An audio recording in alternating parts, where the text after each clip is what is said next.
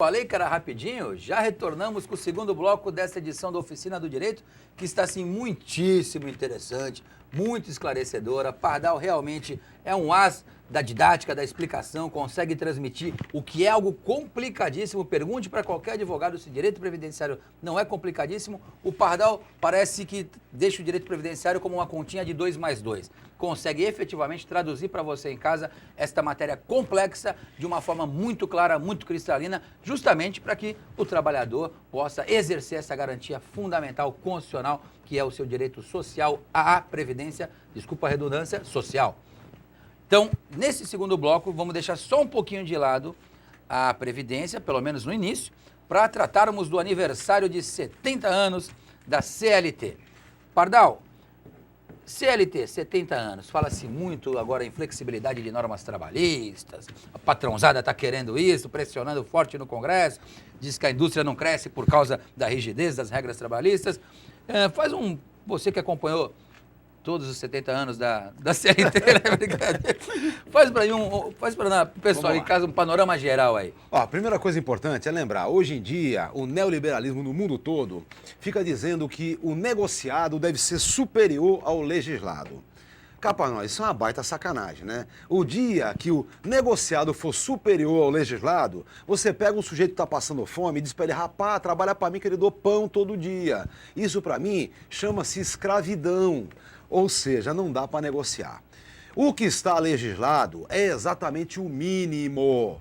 O que vai ser negociado é a partir do legislado e nunca suprindo, tirando, reduzindo, suprimindo o que está legislado. Negociado apenas quando for mais a favor. Bom, o que acontece? Evidentemente, tudo acontece de acordo com o momento histórico. A nossa CLT é de 42 e ela vem, na verdade, de 43. Ela vem, na verdade, no final do governo getulista, no final do Estado Novo getulista, no final da ditadura getulista. Não é à toa, viu, pessoal? Da mesma forma, quando alguém fala hoje em acidentes do trabalho, eu sempre faço questão de ressaltar. Todo mundo fala acidentes do trabalho no Brasil desde 1919. Digo, opa, a lei é verdade, mas a lei não tinha aplicação. A lei dizia assim, se acontece acidente no trabalho, o patrão deve indenizar. E aí você pergunta, como? E a lei diz, sei lá, você quer que eu faça tudo? Evidentemente a lei não tinha aplicação. Depois veio a lei de 33, ainda com Getúlio Vargas já, né? Getúlio já instituído, veio a lei de 33, que dizia assim, o patrão vai ter que indenizar. Como? Ou por um seguro, ou ele mantém uma conta bancária, ou... Lei do ou, é lei do coisa nenhuma, também não valia nada. Em 1944, depois da CLT, é que efetivamente o seguro de acidentes do trabalho se torna um seguro obrigatório de responsabilidade contributiva exclusiva do empregador. Ali é um ato muito importante. Alguém vai dizer, você é getulista? Não sou. Vamos entender muito bem. Naquele final do Estado getulista, acontecia também o final da Segunda Guerra Mundial. O começo do Estado Novo getulista estava começando a ideia da Segunda Guerra Mundial. Ou seja, quando Getúlio, em 37, faz o primeiro golpe dentro do golpe, ele ainda abraçava as causas integralistas, fascistas e nazistas. Ele ainda tinha proximidade com isso. Quando chegou ali na proximidade de 42 e os soviéticos começaram a virar a guerra, ele viu que o nazifascismo seria derrotado e abraçou as causas democráticas, claro. Getúlio Vargas era um cara muito inteligente.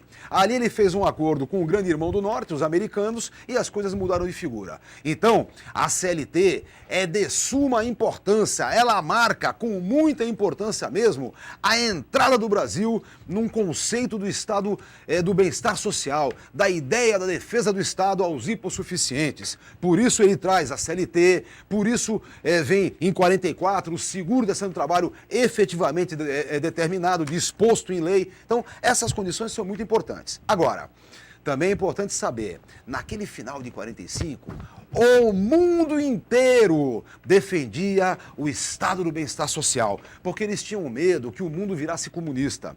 Para o mundo não virar comunista, o capitalismo tinha que ter a sua autorreforma para que se tornasse um pouquinho mais humano. Beleza. No final de 89, caiu o Muro de Berlim. Logo depois, a União Soviética deixou de existir e a tal da Guerra Fria acabou, com a vitória do capitalismo, evidentemente. O grande problema é que o vitorioso começa a ditar as regras. Então, a partir dessa vitória, vem o neoliberalismo, vem a violência contra o direito social. Vejam, não é à toa que em 93 é que o seu Itamar Franco caça o pecúrio dos aposentados. Não é à toa que em 95 vem a Lei 9.032 e arrebenta com acidentes do trabalho, arrebenta com a aposentadoria especial, retira direitos. Não é à toa. Em 98, veio a emenda constitucional que tira o direito da aposentadoria pelos 36 últimos meses e vai por aí afora. Então, eu diria, de 93 a 2003, é o grande foco neoliberal no mundo todo. De 2003 para cá, a década tem sido um pouquinho diferente, porque há algum tipo de pressão da humanidade contra os retrocessos sociais mais vis, os retrocessos sociais piores. Esses não se pode admitir de jeito nenhum. O resto, a briga continua, não é? Dizia o meu velho mestre Aníbal Fernandes que o direito social é, na realidade, o direito de conquistas. É o fruto mais objetivo que existe da luta de classes. É dali que brota o direito social. Eu gostei do A Luta Continua até a vitória final. Até a vitória final. Tá certo. Já que estamos tratando de CLT, recentemente, igualaram os direitos, porém demoraram demais para fazê-lo, as domésticas. Agora têm seus direitos igualados aos demais trabalhadores de CLT. Sempre falei isso, mas porque eu ouvi de um professor que domésticas e rurícolas, pessoal da roça, sempre foram as categorias de trabalho, as categorias laborais, os trabalhadores mais injustiçados do nosso país. É verdade. No tocante às domésticas, produz a nossa comida, a outra coloca na mesa, né? Engraçado, os mais injustiçados. Tamanha importância, um nos dá comida e a outra prepara a comida. Nas domésticas, Pardal, o que mudou, se você concorda que já é tardiamente, já devia ser lá na Constituição. Claro! O que mudou, o que está nebuloso, porque há uma comissão mista do Congresso Nacional tentando regulamentar essa PEC das domésticas, e o que poderia ter sido acrescido para melhorar ainda mais. Bom, evidentemente, na Constituição Cidadã de 88, não se podia ter disposto no artigo 7º aquele diferencial. Logo uma clara. Como é que as pessoas, na sua generalidade, têm as suas férias de 30 dias e a doméstica, na Constituição de 88, tinha 20? Não tem cabimento. Isso não tem cabimento. E não se discute aquela velha história depois. Não, 30 dias são corridos, 20 são úteis. Não importa, não há diferencial dessa forma. Existem diferenciais, sim, e que devem ser mantidos. Por quê? Porque vamos lembrar que isonomia é igualdade para os iguais. Para os desiguais, isonomia não é igualdade, e sim compensação. Nesse caso, o que eu estou dizendo? Há algumas coisas que eu acho que não têm tanta importância como deram, como, por exemplo, a jornada de trabalho. Isso é uma discussão bem complicadinha, como é que vai ser resolvido isso, a hora extra ou não. Veja, trabalhar a ideia da jornada, ela é muito interessante, mas hora extra, banco de horas, tudo isso vai ser muito complexo, porque você não vai colocar na sua casa um relógio de ponto para a sua doméstica bater ponto, não é? Não vai. Ninguém vai fazer isso. Agora, por outro lado, há muitas coisas importantes. Por exemplo, o seguro de acidentes do trabalho. Imagine você, meu telespectador, que em 1967, o legislador da época, quando fez a lei de acidente do trabalho, ele lá na sua, como é que chama quando faz a defesa? Ali tem um... Exposição de motivos. Isso, na sua exposição de motivos, ele diz assim: para as empregadas domésticas, não se caracterizará o acidente no trabalho, porque o ambiente laboral confunde-se com o ambiente doméstico, entende? Então, por isso, não tem nexo de causalidade para caracterizar o acidente no trabalho. Para com isso, né? Não tem cabimento. Evidentemente, quando ela está a serviço, está a serviço. Quando não está a serviço, não está a serviço. Óbvio. Não há, mas na época a ideia era essa. Então, esses diferenciais efetivamente deveriam acabar. Agora, por outro lado, é preciso pensar nas diferenças. Vamos pegar uma diferença que é bem clara. Por que as contribuições previdenciárias são diferenciadas? Veja, o empregador doméstico paga 12% do salário da empregada, não 20%, que é o que paga um empregador de qualquer outra situação. Sim. A empregada doméstica pagaria 8%, 9% ou 11% de acordo com o seu tamanho. Consequentemente, a grande maioria das domésticas paga 8%, porque está naquela relação, e a somatória final dá 20%. Isso confunde com a contribuição do autônomo, com a contribuição do chamado contribuinte individual. Sim, 20%. Inclusive porque os dois pagam no carnezinho. Uhum. Olha, essa encrenca já é antiga. Eu há muito tempo venho dizendo, mesmo que seja na somatória 20%, mesmo que seja no carnezinho, atenção todos, a responsabilidade contributiva é do empregador, é do patrão e não da empregada. E nunca foi da empregada. Sim. É que muita gente falava, não, eu dou para ela o dinheiro, ela que paga. Olha, não é assim. Quer pagar mal, paga duas vezes, né? A responsabilidade contributiva é do empregador. Sim. Vem agora o FGTS. Uma das coisas que eu também não consigo entender, a briga que está agora no Congresso. Não, o FGTS é 8%, mas para doméstica nós vamos fazer o FGTS de 11% e por compensação disso não haverá o pagamento da multa por despedimento imotivado. Aonde que isso é justo? Não é justo. Não tem cabimento. De forma Entendam, despedimento imotivado deve gerar Indenização. ônus. Multa. Você tem que pagar por isso, ora. Quer mandar embora? Não tem razão para isso, mas quer mandar embora? Paga. Paga aviso prévio e paga a multa de 40% do FGTS que tiver depositado. Agora, todo mundo paga mais para o mau patrão que quer mandar embora sem justa causa não ter que indenizar? Não tem cabimento, né? Isso sim é um baita de um absurdo, não tem cabimento. Agora, é preciso que o Congresso se mobilize rapidamente. Tá todo mundo fazendo tricôzinho daqui, tricôzinho de lá e não objetivando duas coisas importantes. Em primeiro lugar, a garantia do direito da empregada. Em segundo lugar, quase tão importante quanto, mas em segundo lugar, a condição do empregador se organizar para tal. É isso. Como é que vai pagar isso? Qual é a condição que tem? Essa questão, por exemplo, da jornada é mais complexa, porque eu não acho que ninguém vai sair assinando cartão de ponto. Complicado. Até porque, pô, imagina, eu vou pegar um livrinho bem bacana e vou dizer para minha doméstica, ó, filha, todos os dias quando você chegar aqui, você assina que chegou às 9 horas e assina que saiu às 15 horas. Mas, doutor, eu saio às 18. Falei, daí? Assina que saiu às 15, eu tô mandando. Uhum. Ou o inverso, né? Qual é a resolução? Você sai para trabalhar e fala para ela, aqui você coloca o Assina horário que quando você sair. chegar. Isso, quando você chegar é quando você sair. Ela chega Ela às chega 11, pô, chegou às 9, Foi 9, às 2 da tarde ela vai embora, diz que sai às 18. É difícil, é um controle Ainda difícil. me cobra hora extra. Exato. É um controle Então, dificílimo de não ser vai feito, funcionar, né? não vai funcionar. É muito difícil. Pardal, você resvalou no assunto da contribuição da doméstica. Ontem, conversando com o pessoal em sala de aula, dando aula lá na nossa maravilhosa turma da ESA, uma turma muito boa mesmo, Escola Superior da Advocacia em São Paulo, eu cutuquei esse assunto. Tá um oba-oba por causa da questão da PEC das domésticas. Tardia, já deveria ter direito equiparado lá atrás, em 88, devido a essa equiparação, mas esqueceram desse detalhe que consta na lei previdenciária, de que para fins de carência, a doméstica só vai conseguir computar as contribuições pagas a partir da primeira sem atraso. Ou seja, ela trabalhou 3 anos na casa da patroa. Na hora de demitir, a patroa foi lá, registrou e pagou o INSS tudo de uma vez. Quando essa doméstica for procurar o INSS, esses 3 anos não serão considerados para fins de carência. Isso ninguém lembrou de alterar, né? Bom, mas isso é um absurdo desde o começo. Vamos entender por quê. Por que será que eles fazem essa relação? Simples.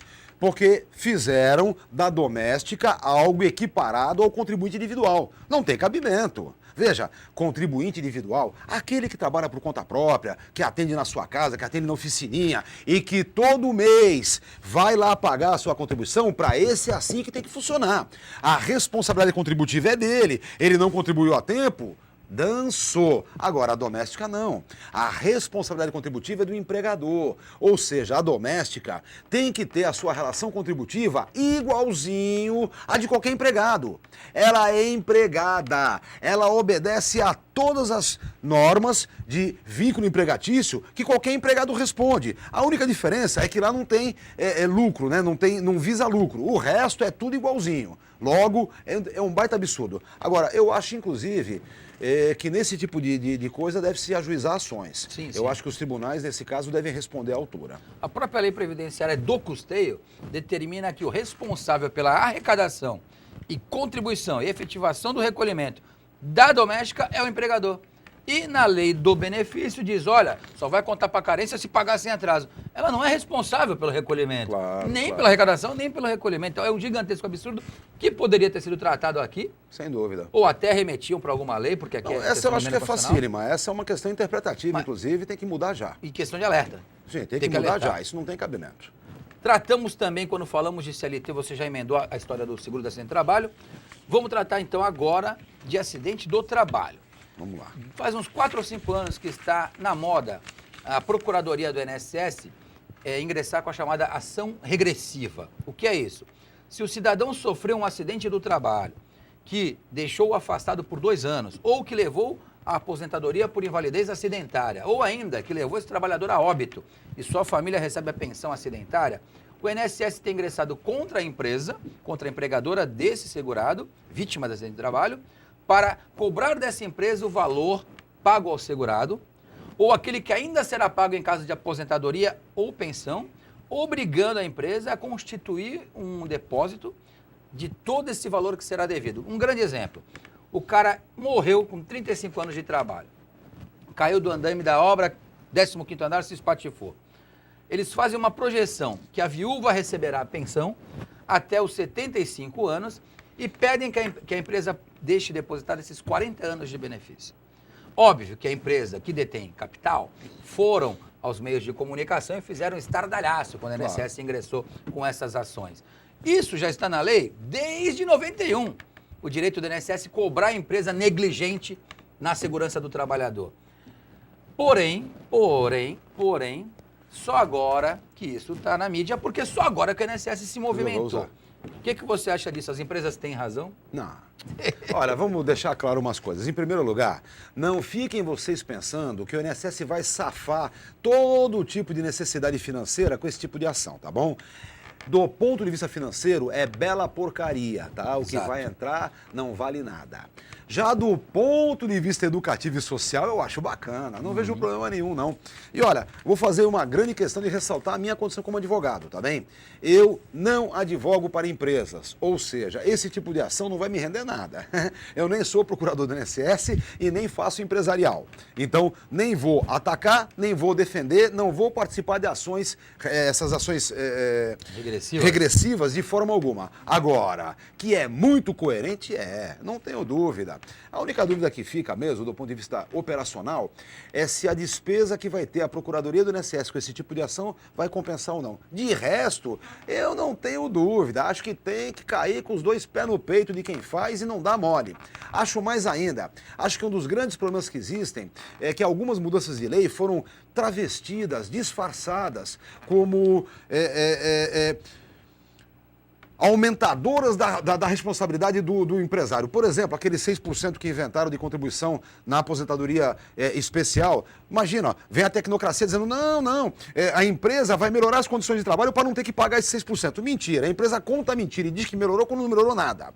Mesma coisa é o acidente do trabalho. Entrou aquele tal de FAP, onde o número de acidentes que a empresa tem contará para aumentar ou diminuir o que ele paga. Ah, é justo. Olha, aparentemente é justo. Porém, infelizmente, o que faz mesmo é fomentar cada vez mais a não comunicação dos acidentes, é fomentar cada vez mais o escondimento das doenças profissionais, dos acidentes do trabalho e tudo mais. Então, sabe, eu tenho sempre cá minhas dúvidas exatamente quem é que está pagando pelas mudanças que a lei faz. Pardal, a lei permite que o INSS ingresse com essa ação contra a empresa que negligenciou na proteção à saúde do trabalhador.